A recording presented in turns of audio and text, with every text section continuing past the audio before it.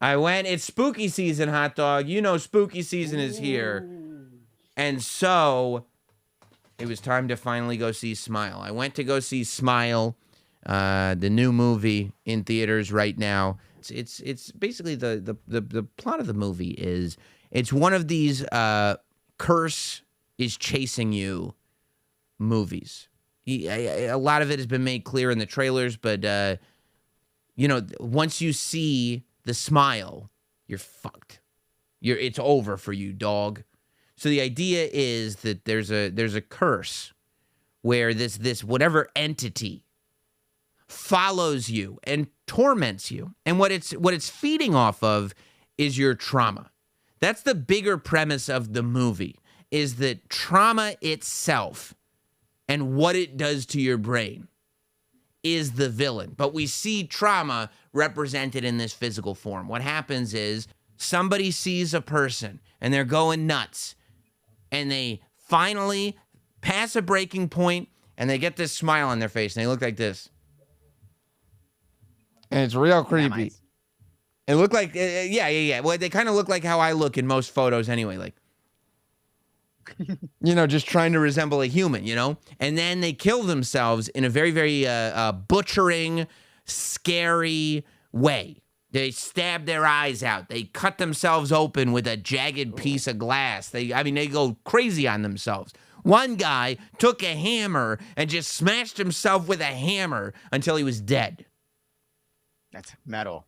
The reason they do that is because they want the witness to be traumatized by this, so that then the curse follows the witness. So whoever witnesses the suicide, now they are cursed with it. Smiling people are going to be following them until eventually they are smiling and they kill themselves in front of a person who sees it and goes on and so forth. I think it's a commentary on generational trauma and how the things that happen to you affect the people who you're around and affects the people who they're around and affects the people who they're around. What we see in this movie is not necessarily, we're not following the entity. We're following a single character. We're following Rose.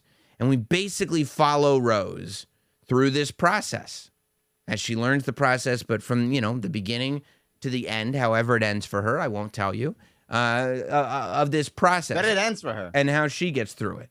Well, the movie is over at a point. There's a beginning. It's a movie with a beginning, middle, end, if that's what you're asking. Yes. That's too much info. Might have to take that one down. That's a spoiler. Yeah. And I'll tell you that there were many points that the visuals were awesome. Just so on point, so creepy, almost like a throwback. It felt like there was clearly CGI, right? But it also felt like it was clearly somebody who had been influenced by kind of the almost Sam Raimi, Evil Dead, sort of claymation makeup era of horror, which I loved. Those visuals, there's a lot of visuals that will really stick with you. It's the type of visuals that when you shut your eyes to go to sleep that night, it'll creep back in. And I love when horror movies do stuff like that. One of the flaws of this movie is that they make you wait for it.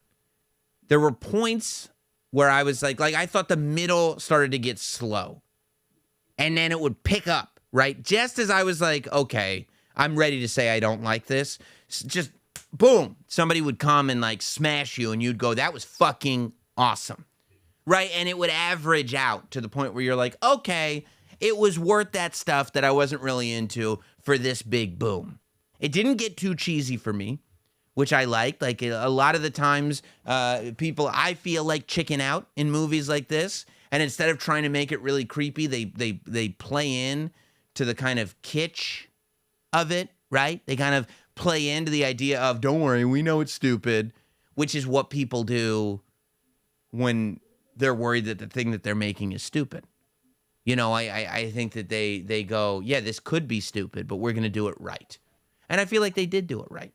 They hit me again where I'm going like, okay, this is kind of taking a while. Yeah, I don't know. There was like a false finish in there that I was like, yeah, if this is the ending, but it wasn't the ending. And I was like, I like the way it ended. But it's also, it really makes you think, right? Because in the beginning of the movie, you're watching somebody who you perceive as like a crazy person. But they're going, no, I'm not crazy. You're just not listening. I'm not crazy. And you're like, oh, that's what crazy people say. Like, obviously, this person's kind of nuts. And then as you go on the journey with Rose, the main character, and she starts saying that same stuff, but everything that you're seeing is through her perspective. So what she sees, you're seeing, right? So it's just as real to you as it is to her. And all of a sudden, you're like, oh, but she's not nuts because this stuff really is happening to her. And it makes you, and it really does. I mean, if you put it into the context of reality, it's like a lot of people that are suffering with real mental illness that are reacting to things that aren't necessarily there. And I don't just mean like a schizophrenic person. I mean people that have anxieties and people that react overly emotionally to things. To them, all that stuff is real. If you looked at what they're looking at through their perspective, you'd be like, oh, to them, this is real. We have to work with them to get to whatever we have to do, find the antidote, right? To figure out how to beat this curse, metaphorically for some people and quite literally in this movie.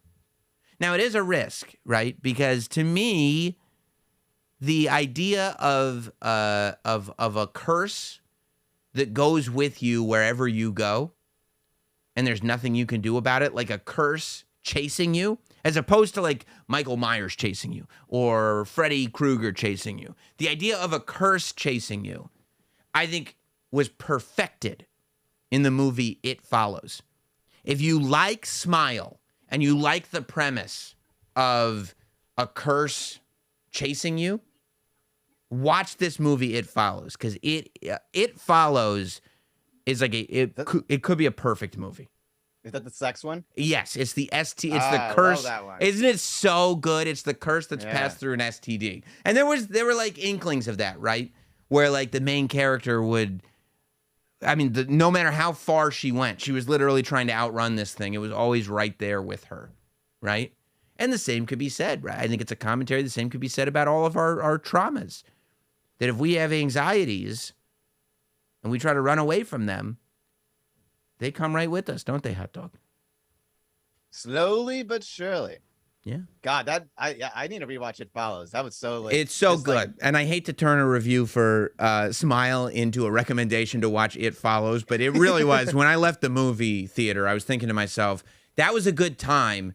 Man, I love that movie, It Follows. But I think you go see, you like it, you liked It Follows. Mm-hmm. Yeah. Go see Smile. It's not better than It Follows, but go see it. I think you'll enjoy it, and be patient. Because if there are moments in the film where you're going, I think I'm out. Don't tap out. Don't tap out, because it will suck you back in.